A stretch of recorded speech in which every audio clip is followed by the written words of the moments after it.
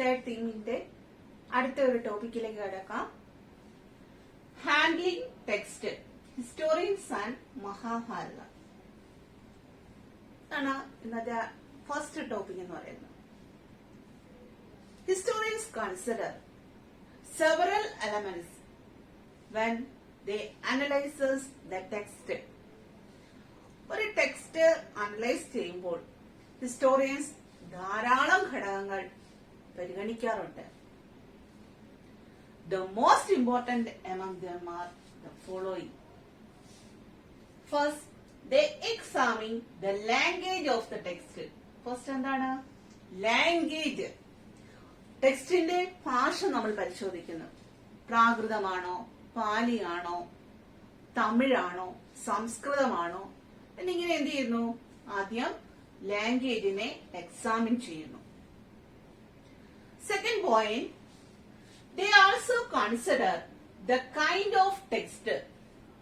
ഏത് തരത്തിൽപ്പെട്ടതാണെന്ന്, സ്റ്റോറീസ് ആണോ അല്ലെ മന്ത്രാസ് ആണോ എന്ന് അവർ എന്ത് ചെയ്യുന്നു? കൺസിഡർ ചെയ്യുന്നു. Then third പോയിന്റിലേക്ക് കടക്കാം.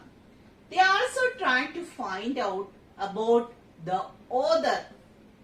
ഗ്രന്ഥകർത്താവിനെ കുറിച്ച്. Their perspectives, അവരുടെ വീക്ഷണങ്ങൾ, and ideas that shaped the text. Text shape ചെയ്യാൻ വേണ്ടിയിട്ടുള്ള അവരുടെ ഐഡിയാസ്, ഇതിനെയൊക്കെയാണ് അടുത്തായിട്ട് എന്ത് ചെയ്യുന്നത്? ഹിസ്റ്റോറിയൻ ഫൈൻഡ് ഔട്ട് ചെയ്യുന്നത്. Then they also try to find out the intended audience. ഏത് തരം ഓഡിയൻസിനെ ഉദ്ദേശിച്ചുകൊണ്ടാണ് ഈ ഗ്രന്ഥം തയ്യാറാക്കിയതെന്നുള്ള വിവരം ഹിസ്റ്റോറിയൻസ് എന്ത് ചെയ്യുന്നു? അടുത്തതായിട്ട് ഫൈൻഡ് ഔട്ട് ചെയ്യുന്നു. Finally they also try to locate date and place. സ്ഥലവും അതോടൊപ്പം തന്നെ തീയതിയും, ഈ കോമ്പോസിഷൻ നടന്ന ടെക്സ്റ്റിന്റെ കോമ്പോസിഷൻ നടന്ന ഡേറ്റും പ്ലേസും അവർ എന്ത് ചെയ്യുന്നു? ലൊക്കേറ്റ് ചെയ്യുന്നു. അപ്പൊ ഇത്രയും കാര്യങ്ങളാണ് ഒരു ടെക്സ്റ്റ് ഹാൻഡിൽ ചെയ്യുമ്പോൾ ഹിസ്റ്റോറിയൻസ് പരിഗണിക്കേണ്ട പ്രധാനപ്പെട്ട ഘടകങ്ങൾ. ഒന്നുകൂടെ പറയാം. ഫസ്റ്റ് എന്താണ് പറഞ്ഞേ? ലാംഗ്വേജിന്റെ കാര്യം ഓർക്കുക. Language of the text. ലാംഗ്വേജിനകത്ത് പാലി ആണോ അല്ലെങ്കിൽ എന്താണ് പ്രാകൃതമാണോ, തമിഴാണോ അല്ലെങ്കിൽ സംസ്കൃതമാണോ എന്നിങ്ങനെ അവർ ആദ്യമായിട്ട് അതിനെ എന്ത് ചെയ്യുന്നു? എക്സാമിൻ ചെയ്യുന്നു.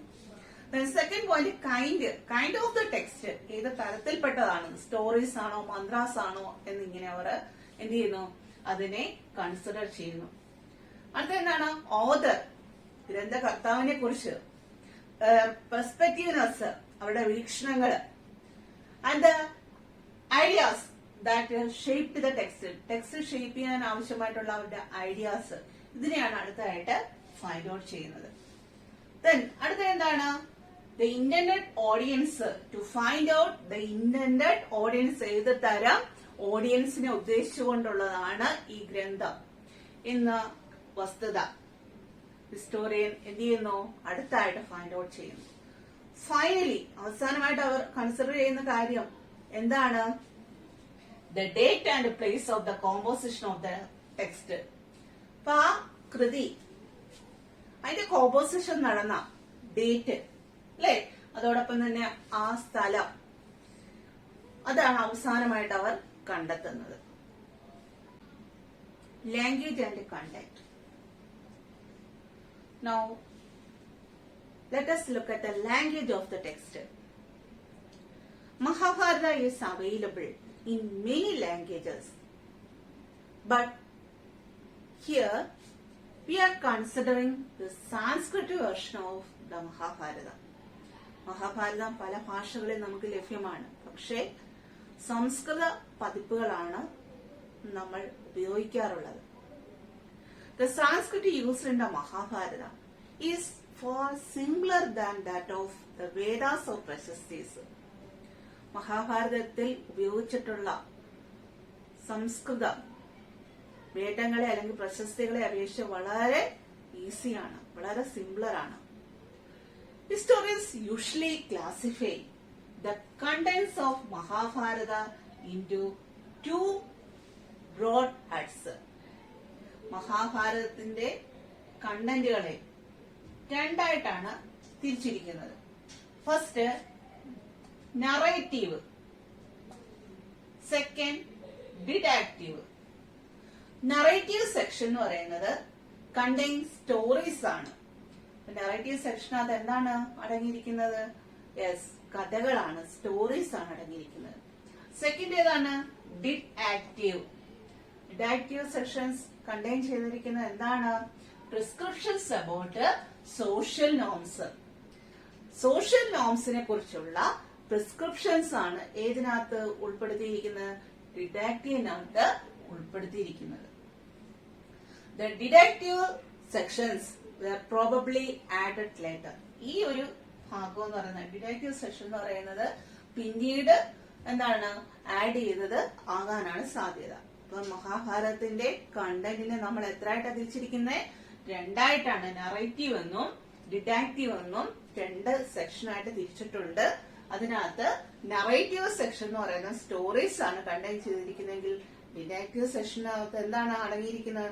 സോഷ്യൽ നോംസിനെ കുറിച്ചുള്ള പ്രിസ്ക്രിപ്ഷൻസ് ആണ് അതിനകത്ത് സൂചിപ്പിച്ചിരിക്കുന്നത്. Interestingly, Mahabharata is described as an epic or idihasa of early Sanskrit literature. ആദ്യകാല സംസ്കൃത സാഹിത്യങ്ങൾ പരിശോധിക്കുകയാണെങ്കിൽ മഹാഭാരതത്തെ ഇതിഹാസമായാണ് വിശേഷിപ്പിക്കുന്നത്. The literal meaning of the term is thus it was. അപ്പൊ ഇതിഹാസത്തിന്റെ ലിറ്ററൽ മീനിങ് എന്താണ്? ഇത് ഇപ്രകാരം ആയിരുന്നു. Therefore, it is generally translated as history. അതുകൊണ്ട് തന്നെ ഇതിഹാസത്തെ അല്ലെ മഹാഭാരതത്തെ ചരിത്രത്തിന്റെ ഭാഗമായിട്ടാണ് കണക്കാക്കിയിരുന്നത്. There are different views among the historians about the Kurukshetra war of the Mahabharata. നമുക്കറിയാം മഹാഭാരതം എന്ന് പറയുന്നത് കുരുക്ഷേത്ര യുദ്ധം വളരെ ഇമ്പോർട്ടന്റ് ആയിട്ടുള്ളതാണ് മഹാഭാരതത്തില്.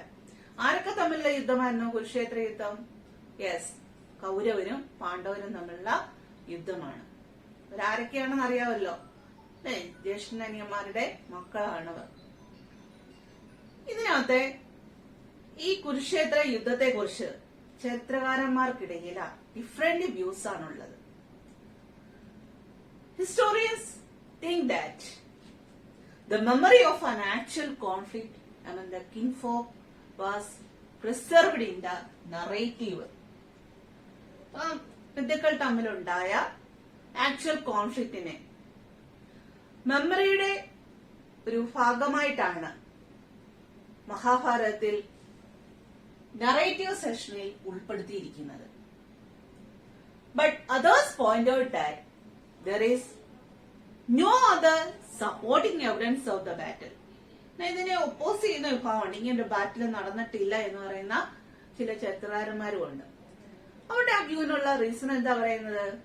ഈ യുദ്ധവുമായി ബന്ധപ്പെട്ട യാതൊരുവിധ തെളിവുകളും ലഭ്യമായിട്ടില്ല എന്നുള്ളതാണ്. Historians have different views regarding the author and the date of Mahabharata. മഹാഭാരതത്തിന്റെ ഓതറിനെ കുറിച്ചും ഡേറ്റിനെ കുറിച്ചും ഹിസ്റ്റോറിയൻസിന്റെ ഇടയിൽ ഡിഫറെന്റ് ആയിട്ടുള്ള ഒപ്പീനിയൻ ആണ്. മഹാഭാരതം രചിച്ചത് ആരാ? യെസ്, വ്യാസനാണ്. വ്യാസമുനി അല്ലെ?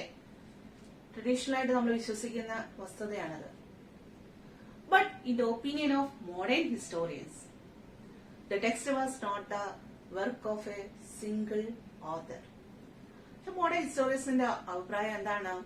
ഇത് ഒരു സിംഗിൾ ആയിട്ടുള്ള ഓതറിന്റെ വർക്കല്ല എന്നാണ് അവർ പറയുന്നത്. Mahabharata originally consisted of less than 10,000 verses. ആദ്യം എന്താണ് മഹാഭാരതം എന്ന് പറയുന്നത് 10,000 താഴെ ശ്ലോകങ്ങളുള്ള ഒരു ഗ്രന്ഥമായിരുന്നു. Ultimately it grew into a text of 1 lakh verses. കിട്ടുന്നത് 1000 ശ്ലോകങ്ങളുള്ള ഒരു ഗ്രന്ഥമായി വളർന്നു വന്നു. It was not possible for a single person to compose such a large number of verses. ഇത്രയും വലിയ 1,00,000 ശ്ലോകങ്ങളൊക്കെ തയ്യാറാക്കുക എന്ന് പറയുന്ന ഒരു വ്യക്തിയെ സംബന്ധിച്ചിടത്തോളം വളരെ ബുദ്ധിമുട്ടുള്ള ഒരു കാര്യം തന്നെയാണ്.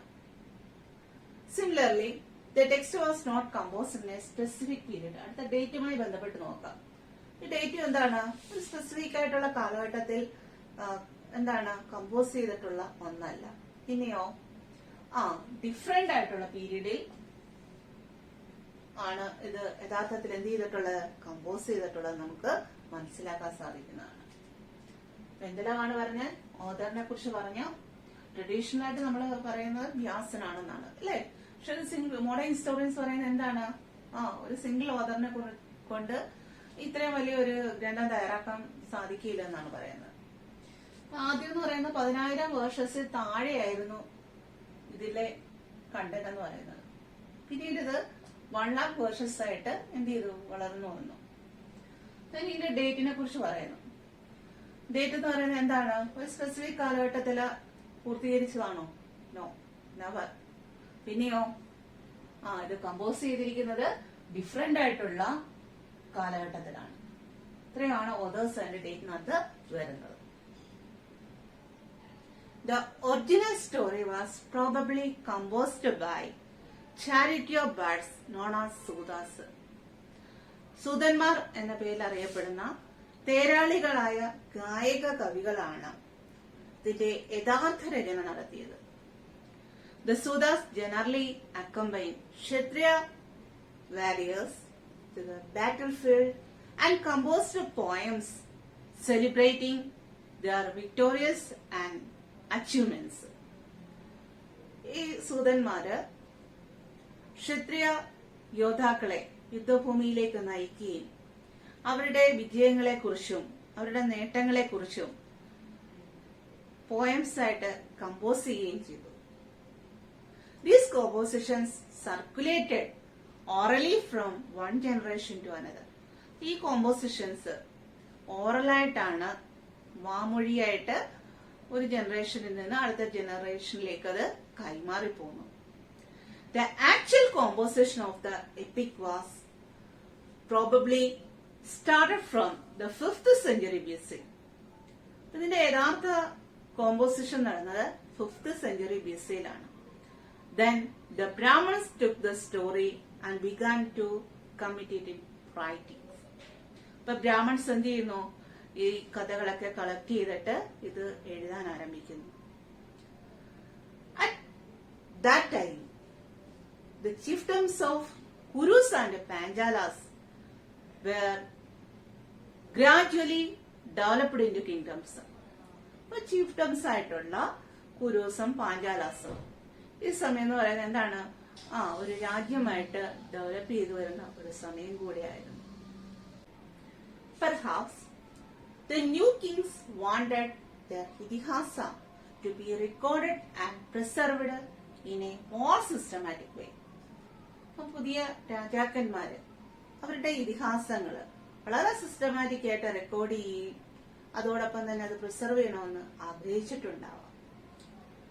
Another phase of the composition in the text began 2000 BC to 2000 CE. This was the period when the worship of Vishnu was going importance. ഈ കാലഘട്ടം എന്ന് പറയുന്നത് വൈഷ്ണവ ആരാധനയ്ക്ക് പ്രാധാന്യമുള്ള കാലഘട്ടമായിരുന്നു. Besides, Krishna, an important figure of the epic, was identified with Vishnu. മഹാഭാരതത്തിലെ വളരെ important ആയിട്ടുള്ള ഒരു റോളാണ് കൃഷ്ണന്റേത്. ആ കൃഷ്ണൻ എന്ന് പറയുന്നത് വിഷ്ണുവിന്റെ അവതാരമായി ചിത്രീകരിച്ചതും ഈ കാലഘട്ടത്തിലാണ്. Between 2000 CE to 4000 CE, large detective sections resembling the Manusmriti were added to the epic.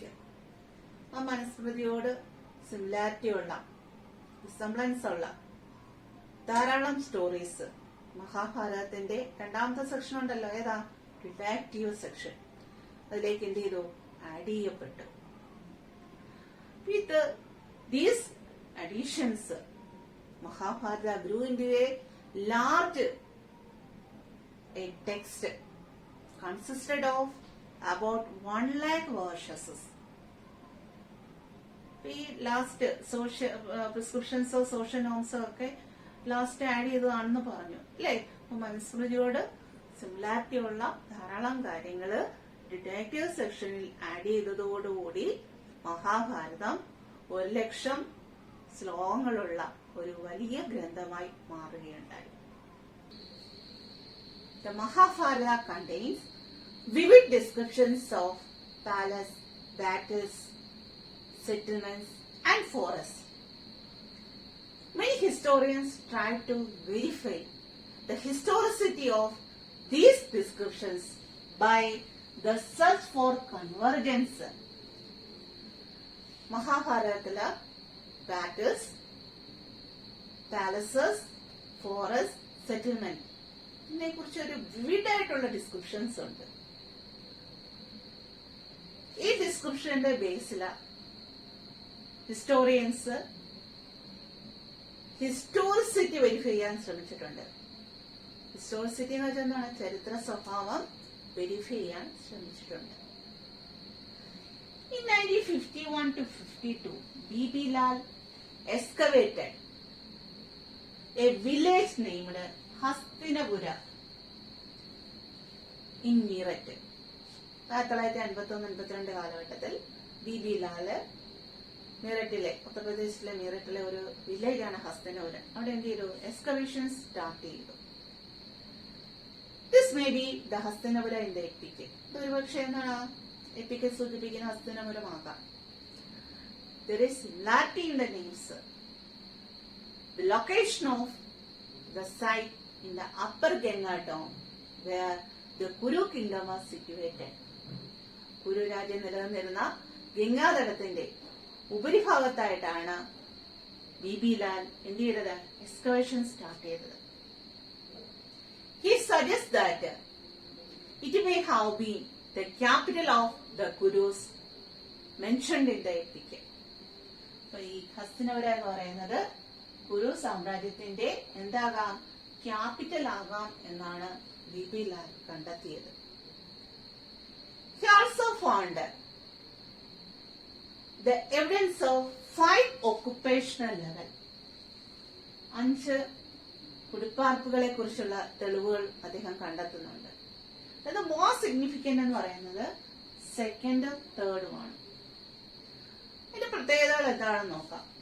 Second phase എന്ന് പറയുന്നത് 12th century to 7th century BC വരെയുള്ള കാലഘട്ടമാണ് സെക്കൻഡ് ഒക്കുപേഷണൽ ലെവൽ എന്ന് പറയുന്നത്. ഇനി ഫീച്ചറിലേക്ക് കടക്കാം. ലാൽ found traces of houses with reed walls plastered over the mud. എന്താണ് ഹൗസസ് എന്തുകൊണ്ടാണ് നിർമ്മിച്ചിരിക്കുന്നത്? അതിന്റെ ഹൗസസിന്റെ വാൾസ് റീഡ് വാൾസ് ആണ്.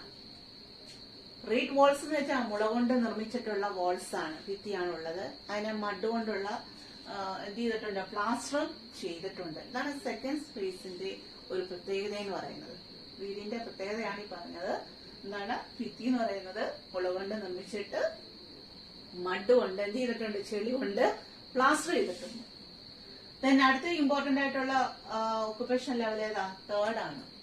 ഇതിന്റെ കാലഘട്ടം ഏതാണ്? 6th to 3rd century BC ആണ്. ഈ ആ കാലഘട്ടത്തിന്റെ പ്രത്യേകത എന്താണ്? ഫീച്ചറിലേക്ക് കടക്കാം. ഈ noted that houses were built of mud brick as well as burned brick. Mud ബ്രിക്കും ബേൺഡ് ബ്രിക്കും ഉപയോഗിച്ചാണ് വീടുകൾ ഇവിടെ ബിൽറ്റ് ചെയ്തിരിക്കുന്നത്. He also found the remains of the drainage pits. അത് കൂടാതെ ഡ്രെയിനേജ് പിറ്റ്സിന്റെ റിമെയിൻസും അദ്ദേഹം കണ്ടെത്തിയിട്ടുണ്ട്.